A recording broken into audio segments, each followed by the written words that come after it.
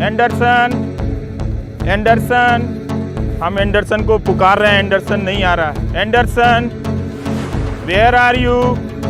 English भी बोल रहे हैं तब भी एंडरसन नहीं आ रहा है।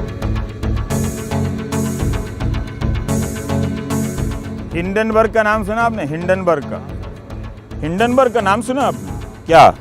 हिंडन एक नदी है जिसमें नाला, गंदा पानी सब चीज बहता है।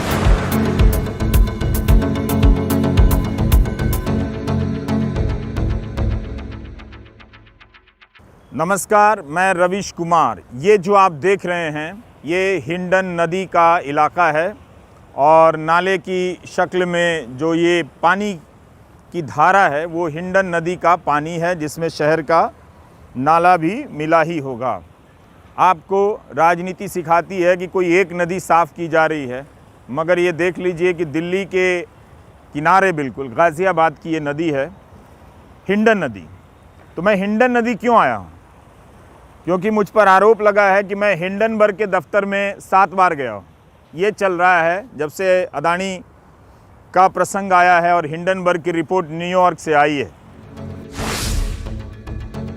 अब आप देखिए मैं कितनी अफवाहों को पढ़कर बताऊं। ये कोई अभी अठावले साहब हैं, इन अपने ट्विटर हैंडल से अंग्रेज़ी में लिखते हैं कि 3 मिनट में मेरा बैकग्राउंड आप जान लें कि मैं एंटी इंडिया जर्नलिस्ट हूं और जब अदानी ने निकाल दिया तो एनडीटीवी के लेने के बाद तो मैं न्यूयॉर्क गया और 1 महीना रहा।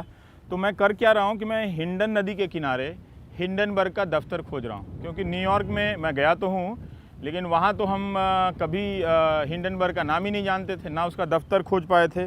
तो मैं आपको बता दूं कि मैं हिंडन नदी के किनारे सतयुग से ही, अभी से नहीं, सतयुग से ही मैं हिंडन नदी के किनारे हिंडनबर्ग का दफ्तर खोज रहा हूँ। पर मुझे क्या पता था कि हिंडनबर्ग का दफ्तर हिंडन नदी के किनारे नहीं, न्यूयॉर्क में है और वहाँ कोई सतयुग का काम कर रहा है, सत्य का पता लगा रहा है। तो ये आप सब बहुत सारी ऐसी चीज़ें हैं कि ये कोई अरुण राणा है, वो भी लिख रहे हैं ये बात कि कोई मैं 5th जनरेशन वॉरफेयर का मुझे हंसी आ रही है।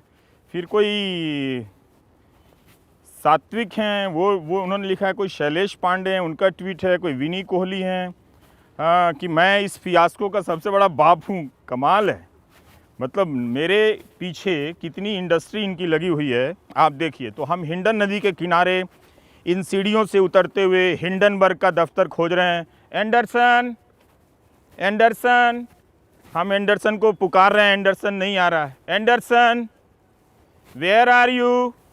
इंग्लिश भी बोल रहे हैं तब भी एंडरसन नहीं आ रहा है। एंडरसन, हिंडनबर्ग, हिंडन नदी के किनारे Hindenburg. Anderson, where are you? Anderson तो यहाँ मिल ही नहीं रहा है। तो इस तरह से आप देखिए कि कितनी अफवाहें मेरे बारे में उड़ाई जाती हैं, कभी पैसे को लेकर, कभी किसी चीज़ को लेकर जिनसे मेरा कभी राब्ता नहीं, कभी कोई वास्ता नहीं, तब भी है। जबकि इस नदी के किनारे आना चाहिए। आप पुरानी खबरों को उठाकर देखिए, कितना कुछ है हिंडन नदी के बारे में बताने के लिए। बहुत बहुत शुक्रिया जिन्होंने हिंडनबर्ग के को लेकर मेरे बारे में अफवाह उड़ाई। उसी बहाने मैं हिंडन नदी आ गया। और ये 15 दिसंबर 2022 की खबर है टाइम्स ऑफ इंडिया की कि how to clean up polluted Hindon river, वो भी है। 10 drains discharge untreated sewage into the Hindon river. बताइए, 10-10 नाले गिर रहे हैं जिसमें कोई सीवेज ट्रीटमेंट प्लांट नहीं है। सिर्फ एक नदी, यहाँ गंगा तो नहीं है, गंगा की सफाई को लेकर भी इलाहाबाद हाई कोर्ट में बहुत सारी बहसें हो रही हैं।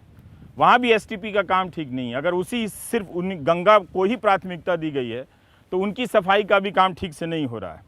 तो ये स्क्रोल में भी छपा हुआ है कि यूपी से दिल्ली तक ये जो टॉक्सिक हिंडन रिवर है वो लोगों को बीमार कर रही है। बहुत सारी खबरें हैं कि हिंडन जो है इसके आसपास रहने वाले लोग हैं वो बहुत इसके प्रदूषण से प्रभावित हैं।